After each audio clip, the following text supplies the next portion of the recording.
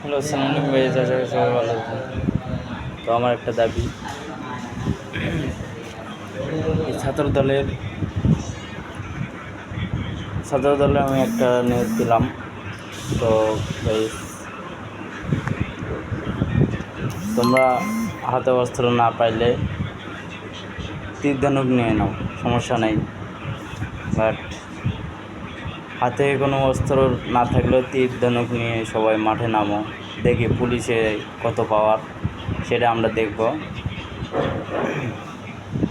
তো আমি এক ইউটিউবার,